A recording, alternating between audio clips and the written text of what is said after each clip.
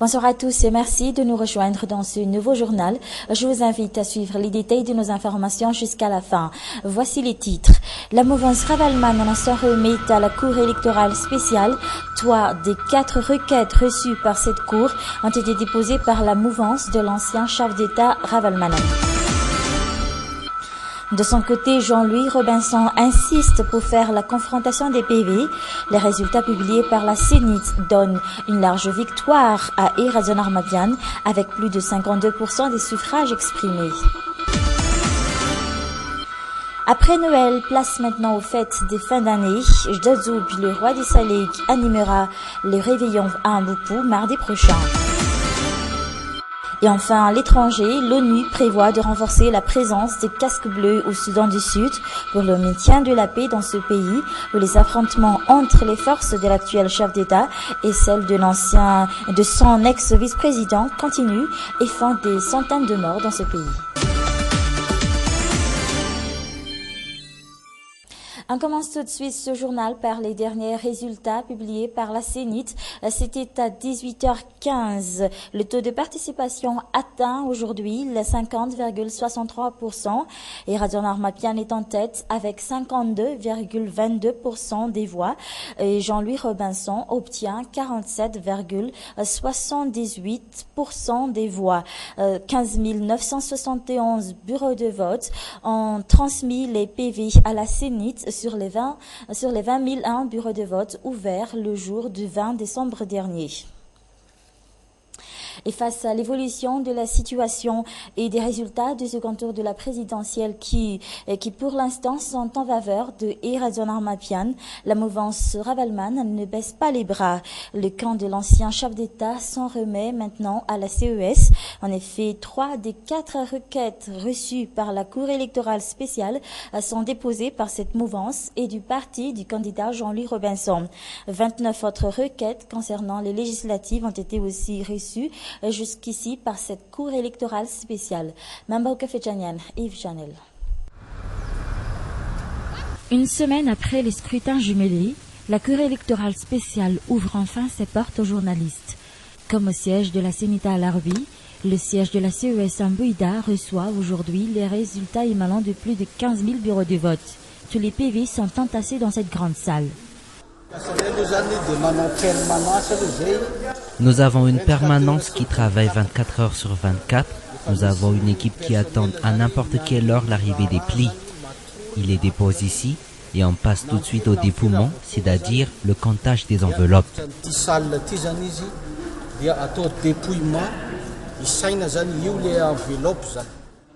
Jusqu'ici, 48,74% des PV sont traités par la CES. C'est ici, dans cette salle, que le traitement des résultats se déroule. Mais à part les PV, la CES se penche également sur les requêtes qu'elle a reçues jusqu'ici. 29 pour les législatives et 4 pour le second tour de la présidentielle. Nous avons reçu jusqu'ici 4 requêtes pour la présidentielle. Une requête demande la disqualification du candidat Jean-Louis Robinson. La deuxième requête a été déposée par la mouvance Ravalman. Et concernant les législatives, nous avons reçu 29 requêtes jusqu'à ce jour.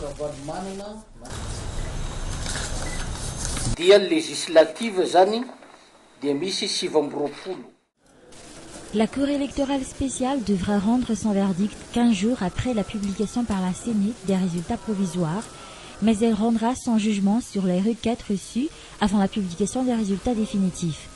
Elle continuera de recevoir d'autres requêtes jusqu'au 31 décembre à 17h. Encore une fois, Jean-Louis Robinson insiste pour passer aux confrontations des PV. Son équipe juridique a affronté la presse aujourd'hui. Ce candidat à la présidentielle exige toujours de la Sénit qu'elle suspend la publication des résultats. Une enquête allant dans ce sens a d'ailleurs été déposée par ce candidat à la Cour électorale spéciale, cette cour qui n'aurait pas la compétence pour trancher sur cette affaire. Mamba Kafechanian et Yves Chanel. Les conférences de presse s'enchaînent pour les candidats Jean-Louis Robinson et la mouvance Ravalman. En une semaine, cette rencontre qui s'est déroulée dans les locaux du parti Avanambougnanj est la 4e conférence de presse. Mais aujourd'hui, c'est l'équipe juridique du candidat qui a affronté la presse. Tout comme leurs candidats, elles dénoncent aussi les fraudes massives, mais c'est toujours sans preuve tangible.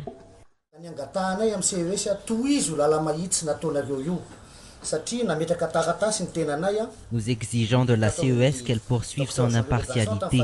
Le candidat Jean-Louis Robinson a déjà déposé une requête auprès de la CES et de la CENIT le 23 décembre dernier. Nous avons demandé à la CENIT de faire la confrontation des PV, le recomptage des bulletins, revoir les numéros et recompter ensemble les voix. Nous avons demandé à la CES qu'elle ordonne la CENIT de réaliser ce que notre candidat exige d'elle.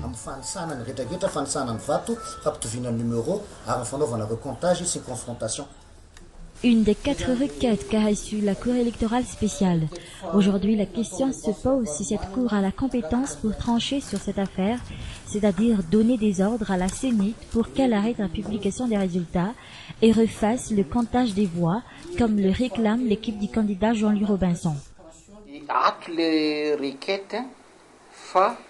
Nous avons déjà en notre possession cette requête, mais nous ne l'avons pas encore traitée.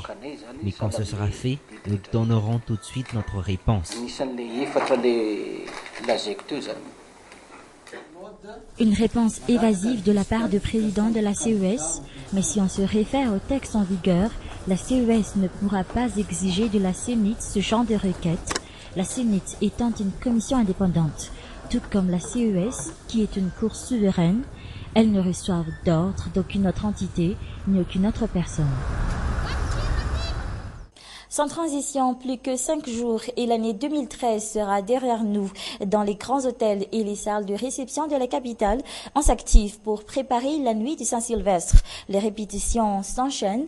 Ce n'est pourtant pas le cas pour ce groupe que nous avons rencontré avec plus de 20 ans d'expérience dans le showbiz. Plus besoin de répétitions pour chauffer l'ambiance pendant le réveillon. Une enquête signée Marna Tunjav et Nzaran Djansour. Dans cette salle de spectacle, le calme absolu règne. C'était hier après-midi vers 16h, un calme qui semble ne pas inquiéter le propriétaire. Avec un planning bien établi et très chargé, l'ambiance est toujours au rendez-vous dès qu'il fait nuit. Du jeudi au vendredi, samedi et dimanche, c'est toujours la fête ici. Durant le week-end, nous avons même un orchestre complet qui anime la soirée. Et le dimanche, nous laissons la machine s'occuper de l'animation. C'est toujours comme ça, on s'y est habitué. Tout comme son groupe qui est aussi habitué aux animations. Pour le réveillon des fins d'année, Dodo bien sûr a l'animation avec son équipe. Mais quand feront-ils les répétitions? L'artiste ne semble pas pressé pour le faire. Nous sommes toujours prêts. Même si quelqu'un nous appelle là tout de suite, je n'ai qu'à appeler mon équipe et nous sommes prêts. Nous existons depuis plus de 20 ans. Le groupe Zozob a déjà existé depuis 1988. Ça fait déjà combien d'années?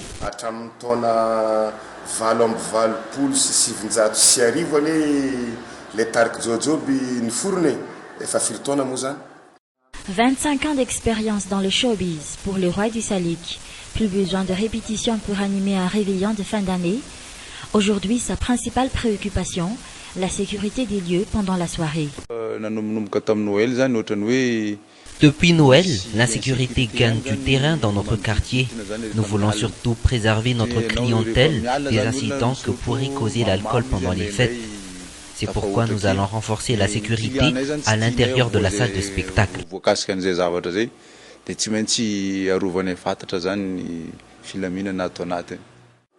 Ici à Mbouipou, tout est fin prêt pour clôturer en beauté l'année 2013.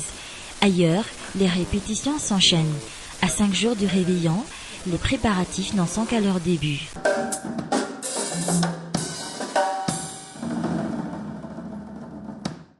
À part les légumes, les volailles, les jouets ou encore les habillements connaissent aussi une hausse pendant la fête des fins d'année. Mais apparemment, d'autres articles sont aussi très recherchés pendant cette période, comme la guitare de fabrication locale. Sachez qu'une guitare se vend actuellement à 50 000 arrières, à 100 000 arrières. Nous avons visité pour vous un atelier de fabrication de guitares à Antananarivo. L'enquête est toujours signée Marna Tunjav et Nzaran Djansour. Depuis mardi jusqu'à aujourd'hui, ce magasin a vendu plus Depuis mardi jusqu'à aujourd'hui, ce magasin a vendu plus d'une trentaine de guitares de fabrication locale pour enfants. C'est la veille de Noël que la vente a été très élevée, 20 guitares en une seule journée. Comme c'est la période des fêtes, beaucoup de parents veulent faire plaisir à leurs enfants en leur offrant une guitare. Et cette année, nous avons pu faire une meilleure vente avec une guitare pour enfants. Celle-ci, par exemple, est une guitare pour un enfant de 6 ans. On a aussi des modèles pour les enfants de 7 à 9 ans.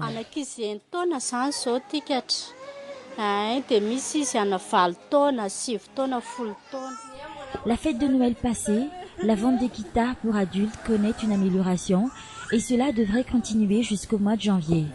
Une aubaine pour les magasins d'instruments de musique, comme ce père de famille, Manak André, un des propriétaires de magasins spécialement dédiés aux guitares Antananarive. C'est aussi un des créateurs des guitares malgaches.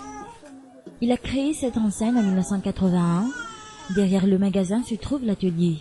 Les artisans sont en plein travail. Aujourd'hui, André Manak ne s'occupe plus que du contrôle de la qualité de chaque guitare. Il a déjà transmis tout son talent à ses descendants. Ce sont les nouvelles guitares que nous allons envoyer en ville dès demain. Elles seront tout de suite mises en vente sur le marché. Ce sont des guitares pour enfants.